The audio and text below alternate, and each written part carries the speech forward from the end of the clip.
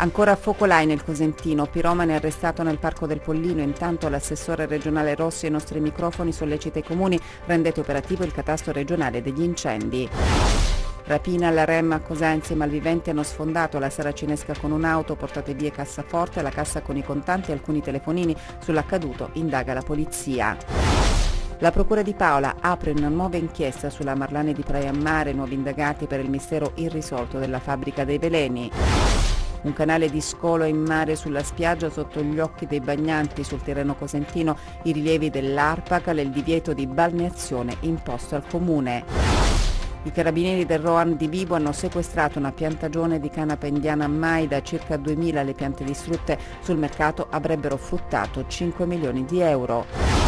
Pippo Franco, testimonial della fiera a Cassano, il popolare artista sceglie di festeggiare il compleanno nella città dello Ionio, la manifestazione per rilanciare l'economia del territorio. Buonasera dalla redazione del TG10. Dunque l'emergenza incendi in primo piano, non c'è davvero tregua per la provincia di Cosenza, la più colpita dalle fiamme. Oggi nuovo rogo a Serraspiga, fiamme vicino ad alcune abitazioni. Fiamme e paura anche oggi a Cosenza, ecco le immagini del rogo che ha interessato la zona di Serraspiga. Il fuoco, vedete, è vicino a queste case, un'area che si trova a pochi metri da quella in cui ieri si è verificato il vasto incendio che ha impegnato per ore i vigili del fuoco, e oggi un altro fronte di fuoco. La collina continua a bruciare, il nuovo rogo è iniziato nella tarda mattinata di oggi, allarme e tensione per gli abitanti della zona per le fiamme alte e il fumo nero che ha reso l'aria irrespirabile. Davvero non c'è pace per il territorio cosentino. Anche oggi numerose le richieste di intervento giunte ai centralini dei vigili del fuoco. E dopo l'incendio di ieri a Serraspiga, paesaggio lunare e paura, ieri è stato l'inferno con intossicati e case sgomberate. Sentiamo Gianluca Pasqua.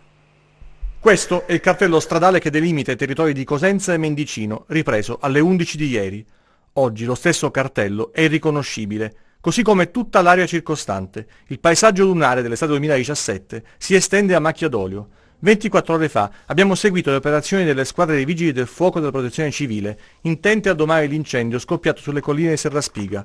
Operazioni complicate dal forte vento e dalla difficoltà per le squadre a terra di raggiungere alcune zone impervie. Da mezzogiorno in poi gli interventi dall'alto, prima con un elicottero antincendio giunto alla base di Scalea. Ma nel frattempo l'incendio aveva assunto proporzioni inimmaginabili, minacciando alcune abitazioni nella zona al confine tra Mendicino e Cosenza, dalla parte opposta rispetto al rogo scoppiato nelle prime ore del mattino, circondando il villaggio Rom e costringendo alcune famiglie a lasciare le proprie case e avvicinandosi pericolosamente alla sede dell'ASP. Per spegnere l'incendio di Mendicino è stato necessario l'intervento dell'elicottero antincendio Ericsson. Il mezzo del Corpo Forestale ha sorvolato il parco acquatico di Rende, ha aspirato un'enorme quantità d'acqua che poi ha gettato sulle fiamme. La vasca del costruendo parco acquatico è stata quasi svuotata. Per diverse ore il grande elicottero ha fatto la spola con la struttura e sorvolato a bassa quota la zona di San Vito. Gli interventi sono andati avanti fino alla tarda serata. Sempre a proposito dell'emergenza incendi, l'assessore regionale Franco Rossi ai nostri microfoni invita i comuni a rendere operativo il catasto regionale, utile, dice, per quantificare esattamente i danni.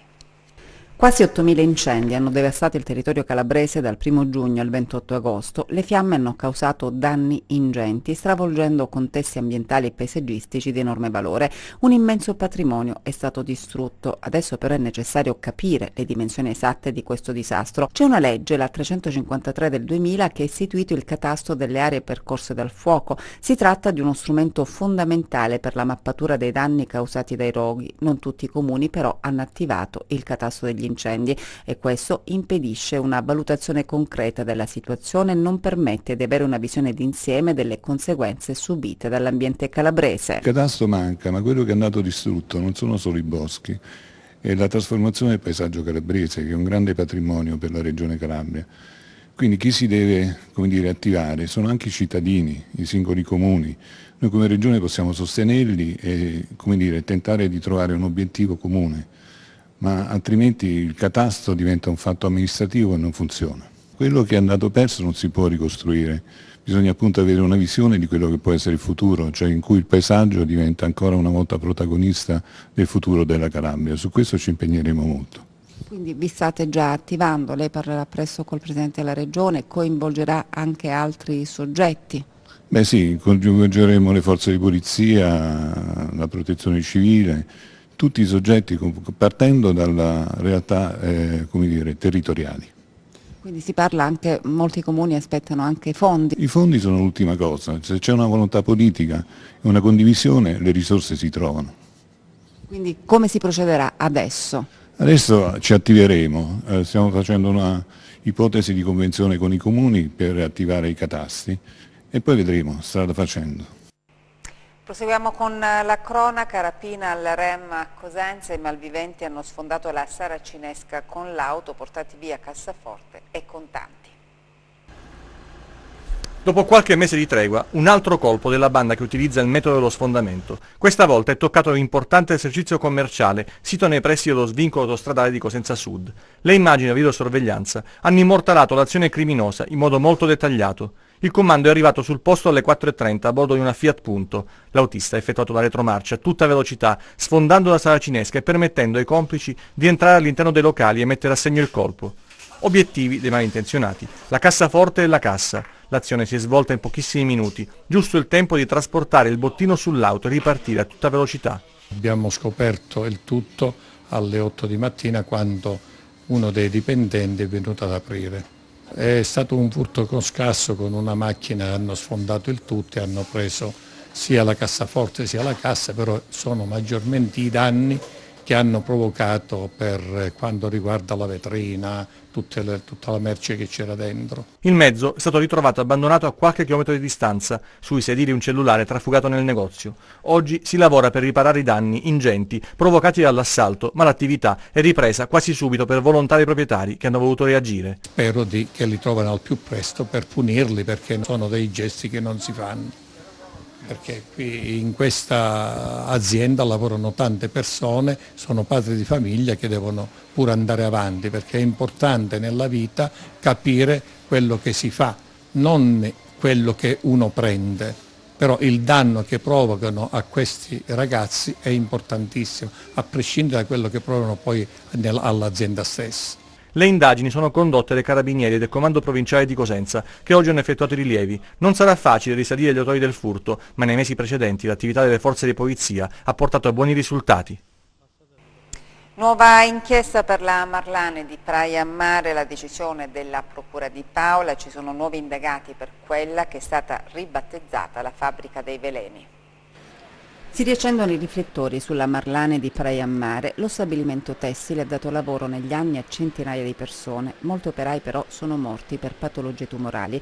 La fabbrica, chiusa nel 2001, è stata al centro di una lunga e complessa vicenda giudiziaria. Il processo in primo grado, lo ricordiamo, si è chiuso con la soluzione dei 12 imputati. Adesso però si riparte. La Procura di Paola ha avviato una nuova indagine. 7 gli indagati sono ex dirigenti dell'azienda già imputati nel processo d'appello in corso a Catanzaro, la cui sentenza è attesa per il 25 settembre. Secondo quanto si è appreso, la Procura paolana, diretta dal procuratore Pierpaolo Bruni, vuole continuare ad indagare per tentare di dimostrare l'esistenza di un nesso di causalità tra i tanti decessi registrati e il lavoro svolto all'interno dello stabilimento. Operai che per anni sarebbero stati a contatto con sostanze tossiche senza le necessarie tutele. Si cerca di far luce adesso su altre 29 morti sospette. Sono in totale 107 le parti offese, la maggior parte delle quali familiari di dipendenti deceduti oppure ex operai che si sono ammalati di tumore.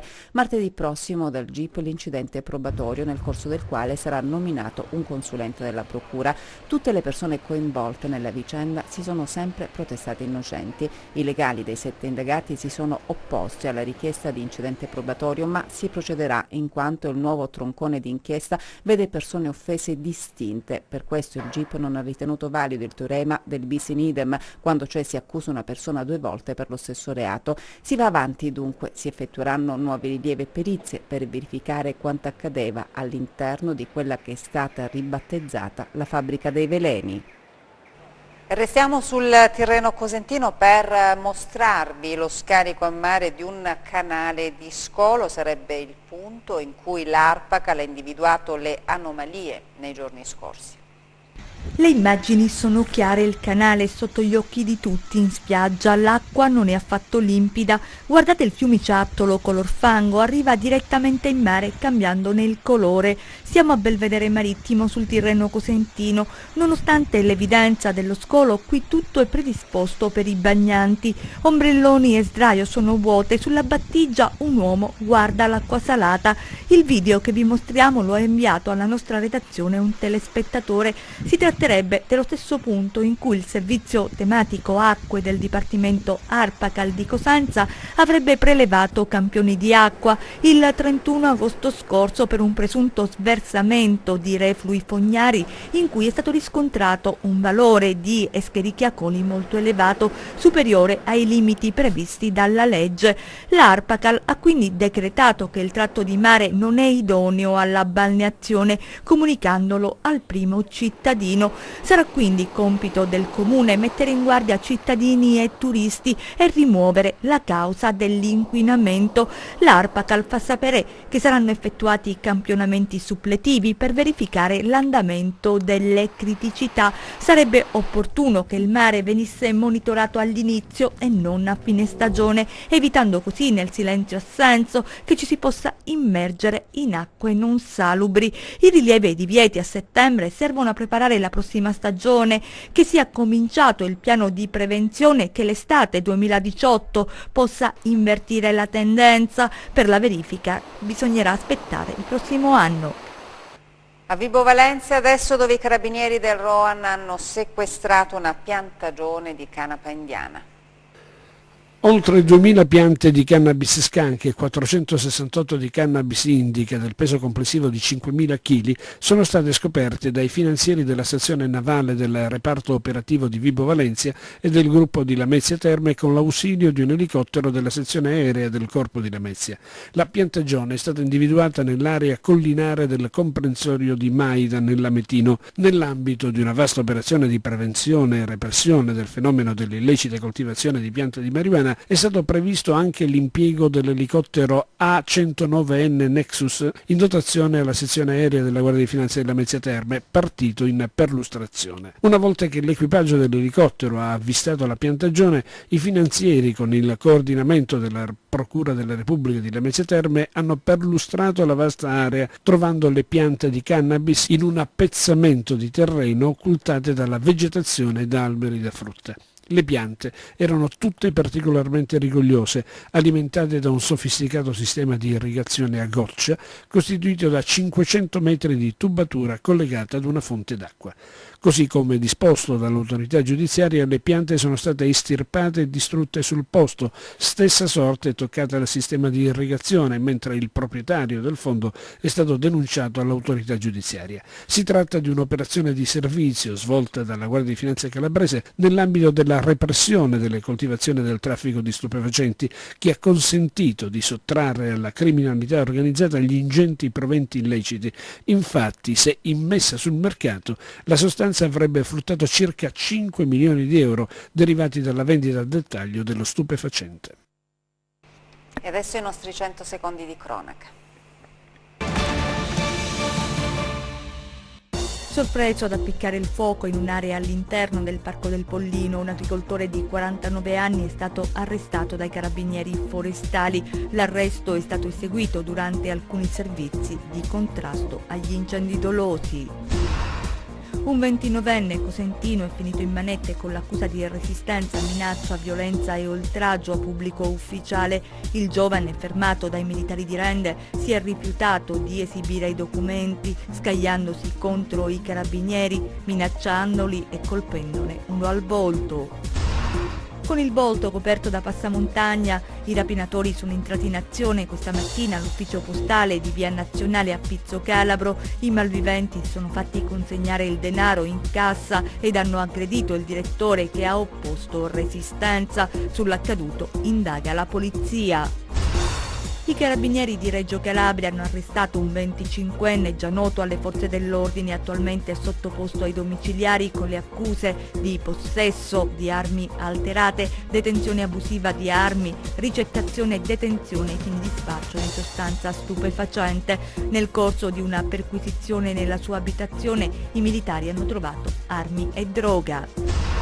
Nuovo riconoscimento per Franco Corbelli, un'agenzia di stampa quotidiana nazionale. Prima pagina news ha dedicato un reportage alla storia del leader di diritti civili, raccontando alcune delle più significative battaglie promosse in oltre 23 anni di attività del movimento fondato nel 1994. Parliamo adesso della Fiera di Cassano, appuntamento che punta a rilanciare ogni anno l'economia della Sibaritide. È presente all'appuntamento anche il comico Pippo Franco.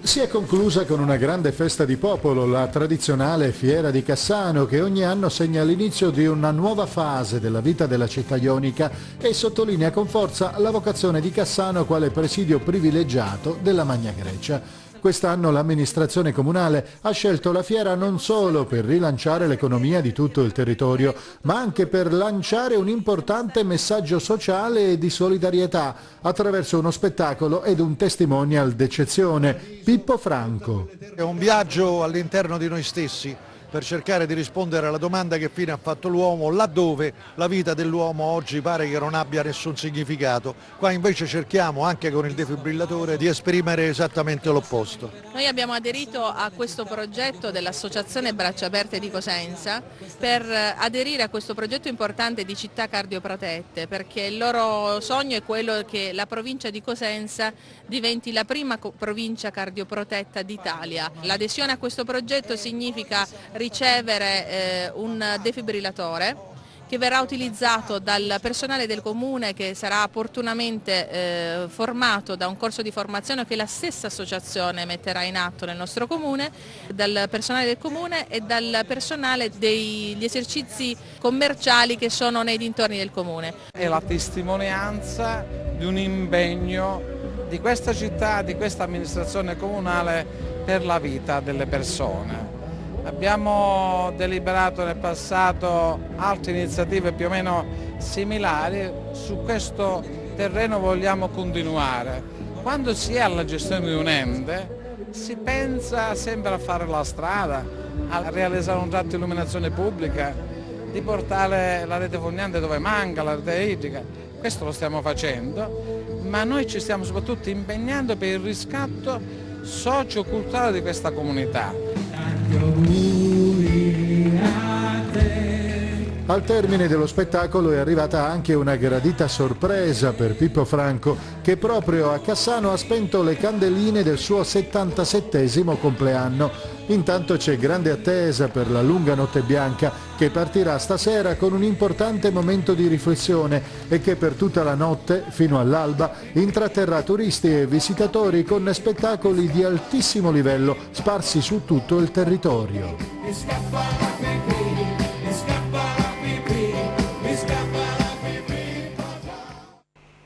Ed è stato presentato ufficialmente questa mattina a Cerisano lo storico Festival delle Serre, appuntamento di spettacolo e cultura giunto alla sua 24ª edizione. Da domani 3 settembre fino a sabato 9 settembre ritorna il Festival delle Serre di Cerisano. L'evento, giunto alla 24ª edizione, quest'anno ha come fil rouge Napoli, che sarà declinata attraverso un programma ricco e originale che spazierà dal jazz alla musica classica, dal cinema al teatro, dalla cultura all'arte. Oggi abbiamo l'occasione anche di raccontare il filo conduttore del nostro festival da qui per i prossimi anni. Il tema sono le capitali del sud e quindi abbiamo inteso partire proprio da Napoli come città importante, tra l'altro legata anche per tanti versi storici con il nostro piccolo borgo. L'anno prossimo speriamo di trovare un'altra capitale del sud e così via. È un percorso proprio per discutere, anche per aprire momenti di dibattito culturale e di approfondimento politico su quelle che sono le nostre realtà meridionali e confrontandoci anche con il modo di amministrare, il modo modo di fare, la cultura di queste grandi capitali e metterle a confronto con le nostre realtà. Cerisano per un'intera settimana avrà i colori, i suoni, i profumi, i linguaggi e le atmosfere del capoluogo campano, con la presenza anche del primo cittadino di Napoli, Luigi De Magistris, che mercoledì 6 settembre, in un incontro sul tema Governare da Sud, si confronterà con gli amministratori delle serre cosentine. L'obiettivo dell'amministrazione comunale di Cerisano, guidata da Lucio Di Gioia, è sempre quello di dare centralità al bellissimo borgo delle serre cosentine e creare occasione di sviluppo e di crescita attraverso gli eventi messi in campo. Ed è proprio in quest'ottica che ha preso corpo la grande novità di quest'anno del festival. L'anno scorso è stato l'inizio di un cammino che è la conoscenza che c'è stata appunto con la signora Ricciarelli, che si è innamorata del nostro piccolo paese e ha deciso anche di investire. Insieme ad altri maestri abbiamo organizzato una masterclass e un concorso internazionale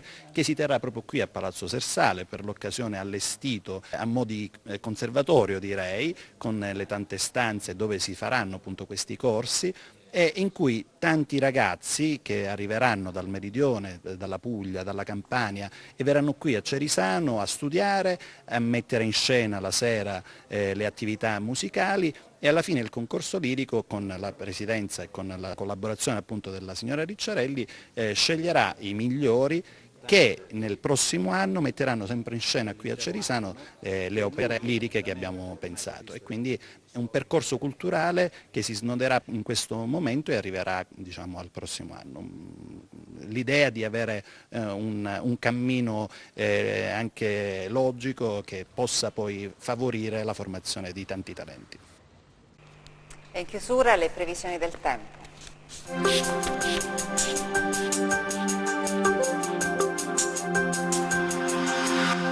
L'anticiclone africano sta cedendo il posto a correnti di origine atlantica decisamente più fresche che, oltre ad un sensibile calo delle temperature, apporteranno anche qualche rovescio sulle aree tirreniche. Oggi sereno poco nuvoloso, ma con tendenza ad aumento della nuvolosità sui settori tirrenici, dove in serata potrà verificarsi anche qualche rovescio, temperature ancora sopra la media. Domani nubi sparse, in particolare sui settori tirrenici, ove saranno possibili rovesci intermittenti, occasionalmente anche a carattere temporalesco. Temperature in sensibile calo. Oggi mari che da quasi calmi o poco mossi tenderanno a divenire mossi entro sera. Venti inizialmente deboli o moderati da quadranti meridionali, che tenderanno a ruotare da maestrale in serata rafforzandosi. Domani agitato il Tirreno, mosso lo Ionio, venti moderati da quadranti occidentali. Per ulteriori informazioni consultate il sito internet www.meteoincalabria.it. Ed è tutto, grazie per l'attenzione e buona serata.